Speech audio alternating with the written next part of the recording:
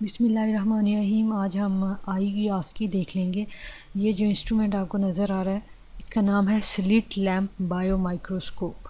Slit lamp bio microscope, क्योंकि जो वैसे माइक्रोस्कोप होती है उसमें हम नॉन लिविंग को देखते हैं, लेकिन इसमें हम लिविंग पेशेंट जो है उसकी आइज़ को देख रहे हैं, तो वो बायो माइक्रोस्कोप है इसलिए। और इसका नाम है स्लिट लैम्प। इसमें एक स्लिट लैम्प होता है जिसके थ्रू स्लिट की फॉर्म में लाइट आई में जाती है, इसलिए इसका नाम स्लिट लैम्प बायो माइक्रोस्कोप है। फिर उसके बाद ये है डायरेक्ट ऑप्थेल्मोस्कोप। डायरेक्ट ऑप्थेल्मोस्कोप है और ये यूज़ होता है रेटिना को देखने के लिए, फोविया को देखने के लिए, मैकुला को देखने के लिए और फंडस को देखने के लिए। ये फंडस एग्जामिनेशन में यूज़ होता है और फोविया, मैकुला और रेटिना इससे नज़र आते हैं। ये डायरेक्ट ऑप्थेल्मोस्कोप है। ये इसकी पिछली साइड है और ये इसकी अगली साइड है। डायरेक्ट ऑप्थेल्मोस्कोप ये जो है रेटिना, फंडस, फोविया और मैकुला को देखने के लिए यूज़ होता है। मेनली हम कहते हैं कि ये फंडस एग्जामिनेशन के लिए यूज़ होता है या रेटिना के लिए यूज़ होता है।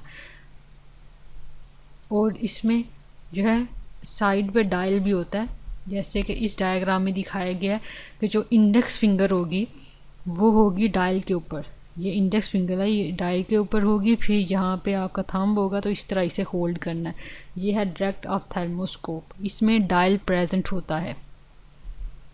फिर ये है रेटिनोस्कोप। रेटिनोस्कोप का जो नाम है ये रेटिनोस्कोप है, लेकिन ये रेटिना को देखने के लिए बिल्कुल भी यूज़ नहीं होता। रेटिना को देखने के लिए ये जो हमने पहले बात की है डायरेक्ट ऑप्थेल्मोस्कोप, ये इस्तेमाल होता है।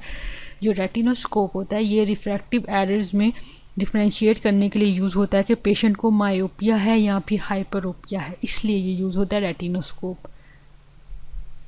ये उसका जो है ये पिछला पोर्शन है और ये उसका अगला पोर्शन है। फिर ये है आर्गन लेज़र मशीन। ये क्या है? Argon laser machine. और आर्गन लेज़र मशीन जो होती है ये होती तो स्लिट लैम्प बायो माइक्रोस्कोप की तरह है, लेकिन इसमें एक एडिशनल चैम्बर होता है लेज़र का। और आर्गन लेज़र जो है ये डायबिटिक रेटिनोपैथी में यूज़ होता है, जो डायबिटिक पेशेंट होते हैं उनमें यूज़ होता है। फिर ये है यैग लेज़र मशीन। यैग लेज़र मशीन भी उसी तरह है, लेकिन ये कैटारैक्ट के लिए यूज़ होता है। कैटारैक्ट में जो ओपेसिटी हो जाती है उसको रिमूव करने के लिए यैग लेज़र मशीन यूज़ होती है। ये लेज़र रूम में आते हैं आर्गन लेज़र और यैग लेज़र। ये यैग है और ये पिछला जो था ये था argon laser. Argon laser diabetic patients में यूज़ होता है और ये कैटारैक्ट के पेशेंट्स में यूज़ होता है यैग लेज़र मशीन। फिर ये जो है ये है रिफ्रैक्शन रूम। रिफ्रैक्शन रूम जो होता है ये विजन को चेक करने के लिए यूज़ होता है। और इसमें ये जो पड़ा हुआ है ये है ऑटो रिफ्रैक्टोमीटर और ये स्नेलन चार्ट है। और यहाँ पे जो है ट्रायल फ्रेम पड़ा हुआ है। ये रिफ्रैक्शन रूम है। फिर ये स्नेलन चार्ट है जो कि डिस्टेंट विजन के लिए यूज़ होता है, विजुअल एक्विटी चेक करने के लिए यूज़ होता है। डिस्टेंट विजन में विजुअल एक्विटी, अगर एक पेशेंट को टी ठीक नज़र आ रहा है तो मतलब यह है कि उसकी विजन 6/60 है, सिर्फ से टी नज़र आ रहा है दूर से तो 6/60 है उसकी विजन। और अगर किसी को आखिरी लाइन भी ठीक नज़र आई, ये लास्ट वाली रो, तो इसका मतलब है उसकी 6/6 है, मतलब उसकी नॉर्मल है। नॉर्मल होती है 6/6 और जिसको सिर्फ टी नज़र आ रहा है वो भी ब्लर, तो उसकी 6/60 है। फिर ये जो है ऑटो कैरेटो रिफ्रैक्टोमीटर है जो रिफ्रैक्शन रूम में था। यहाँ पे भी लिखा हुआ है ऑटो रिफ्रैक्टो कैरेटोमीटर। कैरेटो से मुराद है कॉर्निया, कॉर्निया के लिए कैरेटो का वर्ड यूज़ होता है। फिर ये है लेंस मीटर। लेंस मीटर होता है यहाँ पे ग्लासेस रखते हैं और उनका नंबर चेक करते हैं कि ग्लासेस में कौन से नंबर का लेंस डला हुआ है। ये है लेंस मीटर, यहाँ पे ग्लासेस रखते हैं, ग्लासेस के लेंस को रखते हैं यहाँ साथ ग्लासेस के। ये लेंस मीटर है। लेंस मीटर को फासी मीटर भी कहते हैं, लेकिन कॉमनली ये लेंस मीटर है, इसे फासी मीटर भी कहते हैं। फिर ये जो है ये ट्रायल फ्रेम है। ट्रायल फ्रेम, इसमें ये लेंसेज पड़े हुए हैं। ये जो है सिल्वर लेंसेज, ये कन्वेक्स हैं और सफेरिकल हैं, जो ये राइट साइड पे है सिल्वर। और ये जो ब्लैक हैं ये जो है कनकेव हैं और कॉन्केव जो होते हैं इनकी पावर नेगेटिव में होती है और कन्वेक्स की जो पावर है वो पॉजिटिव में होती है। फिर कुछ लेंसेज स्फेरिकल होते हैं, कुछ सिलेंड्रिकल होते हैं। ये जो है ये ट्रायल फ्रेम है, ये ट्रायल फ्रेम है। पहले हमने ये जो था ये ट्रायल बॉक्स था और ये ट्रायल फ्रेम है। फिर ये जो लेंस है ये सिलेंड्रिकल लेंस है। इसकी हम कैसे इसको डिटेक्ट करेंगे कि सिलेंड्रिकल है? ये जो लाइंस हैं इस पे ये बताती हैं कि ये सिलेंड्रिकल लेंस है।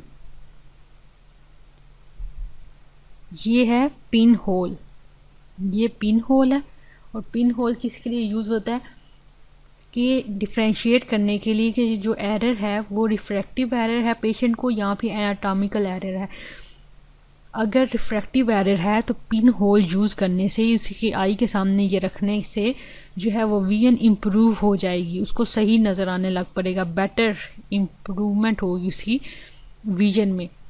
क्योंकि नोडल पॉइंट से आई के पास करती हैं रेज, जब हम पिन होल यूज़ करते हैं तो नोडल पॉइंट से पास करती हैं आइज़ की रेज। और अगर इसको यूज़ करने से विजन और ज़्यादा ख़राब होती है तो इसका मतलब है या तो उससे कैटरैक्ट है या उसका फोविया या मैकुला में कोई अबनॉर्मैलिटी है, यानी कि एनाटॉमिकल अबनॉर्मैलिटी है या ऑर्गेनिक काजेज़ हैं जिसकी वजह से उसकी विजन ख़राब हो गई है ये यूज़ करने से। पिन होल, ये क्या है? Pin hole. और ये जो है इसे कहते हैं स्टीनोपिक स्लिट, स्टीनोपिक स्लिट। और ये यूज़ होती है एस्टिग्मेटिज्म को चेक करने के लिए। एस्टिग्मेटिज्म जो कि एक डिसऑर्डर है जिसमें कॉर्निया जो है उसके वर्टिकल और हॉरिजॉन्टल मेरिडियन एक पॉइंट पे फोकस नहीं कर रहे होते और मल्टीपल फोकस बनते हैं, मल्टीपल फोकल पॉइंट्स बनते हैं, उसे कहते हैं एस्टिग्मेटिज्म। ये एस्टिग्मेटिज्म को डिटेक्ट करने के लिए यूज़ होता है स्टीनोपिक स्लिट, इसे कहते हैं स्टीनोपिक स्लिट। और ये है पिन होल।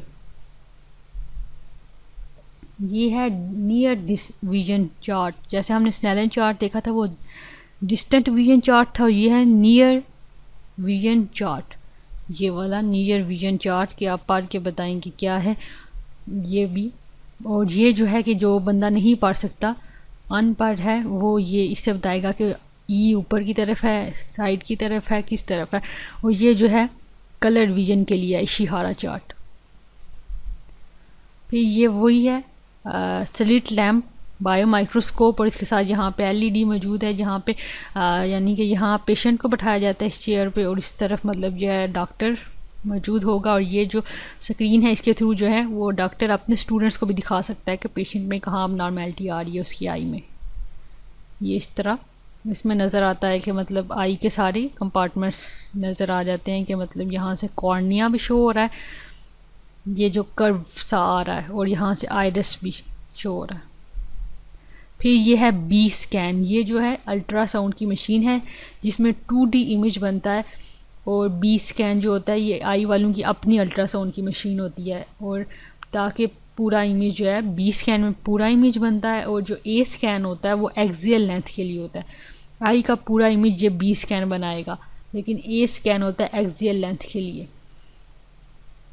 और जो यहाँ ये आई थी इसमें अगर लेंस की डिस्प्लेसमेंट हुई हो तो उसे कहते हैं सबलक्सेशन ऑफ द लेंस, कि वो अपनी जगह से हटा हुआ है, सबलक्सेशन ऑफ लेंस। और अगर ओपेसिटी हो तो उसे कहते हैं कि कैटरैक्ट है, उससे जैसे सफ़ेद मोतिया होता। फिर ये है इंस्ट्रूमेंट, इसका नाम है OCT, OCT optical coherence tomograph, optical coherence tomograph OCT। ये रेटिना की 10 लेयर्स जो हैं वो अलग अलग करके दिखाता है। रेटिनोस्कोप तो रेटिना दिखाता ही नहीं क्योंकि वो तो रिफ्रैक्टिव एरर को डिफ्रेंशिएट करने के लिए यूज़ होता है। और जो डायरेक्ट ऑप्थेल्मोस्कोप है वो रेटिना दिखाता है, लेकिन यह है कि उसकी अलग अलग एक एक लेयर नहीं दिखाता। ये जो है OCT ऑप्टिकल कोहेरेंस टोमोग्राफ, ये रेटिना की 10 लेयर्स अलग अलग करके दिखाएगा।